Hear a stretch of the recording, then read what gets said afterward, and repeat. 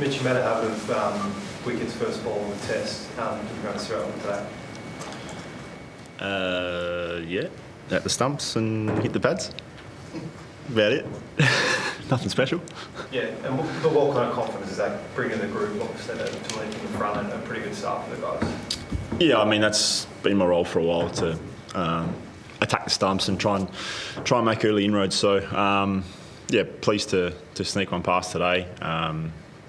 And I mean, we know how important it is to make early inroads into this batting lineup. So, yeah, a good way to start the test. Just the atmosphere around that wicket and your celebration and all that. You've done it many times, like you said, but it just felt a little extra to it. Not just from you, just the crowd and everything else. So. Yeah, actually, they said that before. So, I mean, yeah, it's always a nice way to start.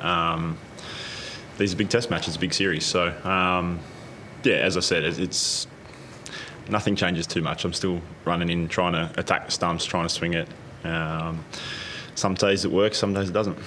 And you just get asked every year why you're so good with the pink ball. Like, do you have an explanation? No, I don't know. I can't tell you. Jai Swell gave you a bit of lip in Perth. Was it extra satisfying to get him first ball? Yeah, it's he had a good test match last week, so yeah, nice to get him early, and then we'll have to work on him in the second innings, I guess. So, but no, a very good first day for us with the ball. I think after that first error, I think we were pretty bang on. So, yeah, nice way to start the test, but a nice day one for us. Mitch, how about the efforts of the top order tonight? Obviously, it's be a very different feeling tonight than the first day of Perth when it was a similar scenario. Really. Yeah, it's as I said, a good way to finish the day, or good day all up. But arguably the hardest time to bat is that third session with a brand new pink ball. So to finish the day one down, particularly from Marn and McSweeney there to fight through that and obviously sustained pressure from a quality bowling attack and to come out the other end with a chance to go on tomorrow was fantastic from them. Obviously a fair bit of outside noise, particularly from this room. So yeah, very pleased from them. And just the lights going out a couple of times, like have you sort of experienced that before in the sort of LED era? Then they can go on and off so quick. No, they were on in the change room, so yeah, we did notice on the TV, but yeah, quite unusual for it to go out twice in a short space of time. So yeah, I don't know what went on there. Just listening to you at the tea break, I think you talked about the big ball, the nature of it. Now, it feels like it's pretty strange. You can go dead, and then all of a sudden, is that right? Like you always feel like something's meant to happen when you go. I certainly feel that way. Yeah, I don't know why. As I said, as you mentioned there, I think if you've got a brand new pink ball under lights, obviously it moves quite a bit. I think it's probably more consistent at that point in time, like we had today with the new ball at the start, and then it goes through periods where it swings. Obviously, Paddy had it nipping around early as well, and then we're 40 overs in and it's still swinging, or the odd one swings. I think from tests gone past and probably no different today, there's times in a pink ball game where the ball can get soft and it's hard to score, it's harder to take wickets, there's a bit of a dead patch in the game, and then for whatever reason the ball starts to do a little bit more again. And as a bowler, I don't think you ever feel that far away or that far out of the game. So if you keep your scoreboard in check, you feel like you're always a good chance. You took 6 wickets today. Which one was your favourite and why? All about the same. They're all good. They're all international wickets. I'm happy about it.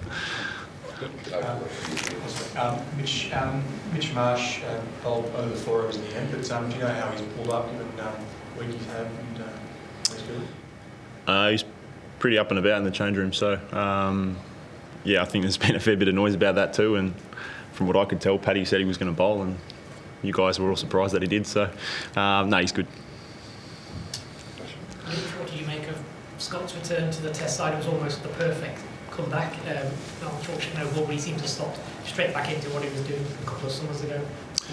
Yeah, no surprise from us. I mean, that's Scotty Boland. I think those who've played with him or against him or seen him in domestic cricket for a long time now, know what you're going to get with Scotty. And I played that Shield game against him a few weeks ago, where he's coming back from a niggle, and coming into the start of the game, he probably looked a little bit underdone, but by the end, he was pretty close to his good stuff. So watched the spell of his in the PM's game, and that's what you expect from Scott, the good stuff. He's always challenging the defence, and then we saw it again today. So no surprise from us. Obviously disappointing for Josh, but fantastic for Scott to come back and be effective straight away. Two more here, please.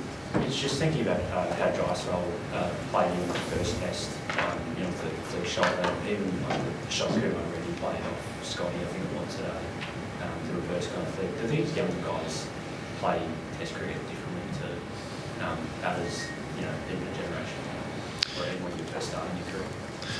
Yeah, the game's changed. The game's allowed to change. I guess that's partly the T20 era, isn't it? It's some of these guys grow up through IPL cricket, and there's no fear, or there's the expectation to be very good from the get-go, and they're quality players from the time they get into international cricket, no matter what their age is. So we've obviously seen a little bit of Jaiswal before last week, and then obviously had a fantastic innings in the second innings, and then some of the shots that Kumar Reddy played today, where it was some special shots. So whether that's T20 cricket or coming into Test cricket, or no fear cricket from the next generation. I've been around long enough to see it change a little bit, it is, whether it's less fear or just a bit more confidence when you start into international cricket.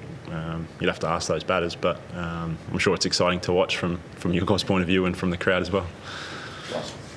Mitch, do you think that, just want to know your observation about, do you think that Indians were, little off the wicket and difficult for them to control the swing of the ball? Any observations there? Because till 23rd over, there were broadcasters showing a data that 95% of the deliveries were, missing the stumps. Do you have any observation on that? I'm not their bowling coach. Just one last part on that. Do you think Pat Cummins was a little angrier today, because at that point of time he was bowling over 150, and then when he picked up Rishabh Pant's wicket, looked a little more angrier than as usual? Pat bowled over 150. Pat, no, 140. 140, I was saying. No, he looked in a good rhythm. Looked like he took the handbrake off a little bit and bowled some nice fast stuff, some short stuff. I wouldn't say he was angry at all. I just thought he was in a good rhythm.